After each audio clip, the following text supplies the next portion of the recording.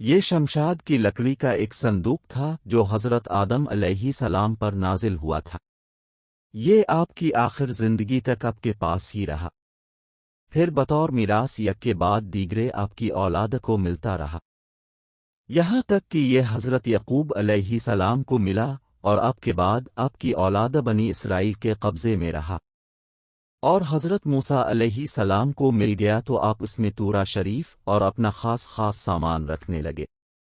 یہ بڑا ہی مقدس اور بابرکت صندوق تھا۔ بنی اسرائیل جب کفار سے جہاد کرتے تھے اور کفار کے لشکروں کی کثرت اور ان کی شوکت دیکھ کر سہم جاتے اور ان کے سینوں میں دل دھڑکنے لگتے تو وہ اس صندوق کو اپنے آگے رکھ لیتے تھے۔ اس صندوق سے ایسی رحمتوں اور برکتوں کا ظہور ہوتا تھا کہ مجاہدین کے دلوں میں سکون و اطمینان کا سامان پیدا ہو جاتا تھا، اور مجاہدین کے سینوں میں لرزتے ہوئے دل پتھر کی چٹانوں سے زیادہ مضبوط ہو جاتے تھے۔ جس قدر صندوق آگے بڑھتا تھا آسمان سے فتح مبین کی بشارت عظمی نازل ہوا کرتی تھی۔ بنی اسرائیل میں جب کوئی اختلاف پیدا ہوتا تھا تو لوگ اسی صندوق سے فیصلہ کراتے تھے۔ صندوق سے فیصلہ کی آواز اور فتح کی بشارت سنی جاتی تھی۔ بنی اسرائیل اس صندوق کو اپنے آگے رکھ کر اور اس کو وسیلہ بنا کر دعائیں مانگتے تھے تو ان کی دعائیں مقبول ہوتی تھیں اور بلاؤں کی مصیبتیں اور وباؤں کی آفتیں ٹل جایا کرتی تھیں۔ الغرض یہ صندوق تابوت سکینہ بنی اسرائیل کے لیے برکت و رحمت اور نصرت و خداوندی کے نزول کا نہایت مقدس اور بہترین ذریعہ تھا۔ مگر جب بنی اسرائیل طرح طرح کے گناہوں میں ملوث ہو گئے اور ان لوگوں میں معاصی و طغیان، سرکشی و عصیان کا دورہ ہو گیا تو ان کی بدعمالیوں کی نحوست سے ان پر خدا کا یہ غضب نازل ہو گیا کہ قوم عمالقہ کے کفار نے ایک لشکر جرار کے ساتھ ان لوگوں پر حملہ کر دیا۔ ان کافروں نے بنی اسرائیل کا قتل عام کر کے ان کی بستیوں کو تاخت و تاراج کر ڈالا، عمارتوں کو توڑ پھوڑ کر سارے شہر کو تہس نہس کر ڈالا اور اس متبرک صندوق کو بھی اٹھا کر لے گئے۔ اس مقدس تبرک کو نجاستوں کے کوڑے خانہ میں پھینک دیا۔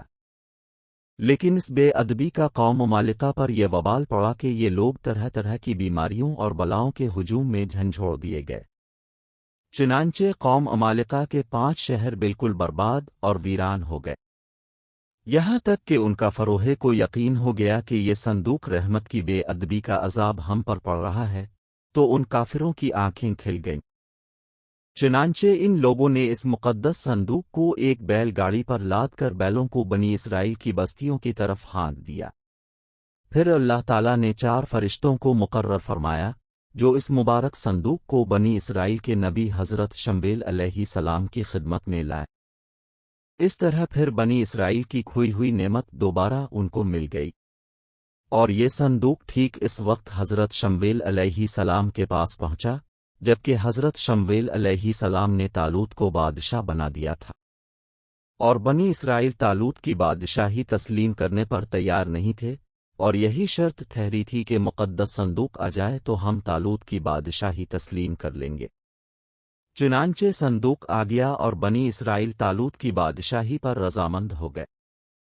اس مقدس صندوق میں حضرت موسیٰ علیہ السلام کا عصا اور ان کی مقدس جوتیاں، اور حضرت ہارون علیہ السلام کا امامہ، حضرت سلیمان علیہ السلام کی انگوٹھی، تورا کی تختیوں کے چند ٹکڑے، کچھ من و سلوا، اس کے علاوہ حضرات انبیاء کرام علیہ السلام کی صورتوں کے حلیے وغیرہ سب سامان تھے۔ قرآن مجید میں خداوند قدوس نے سورہ بقرہ میں اس مقدس صندوق کا تذکرہ فرماتے ہوئے ارشاد فرمایا، ترجمہ: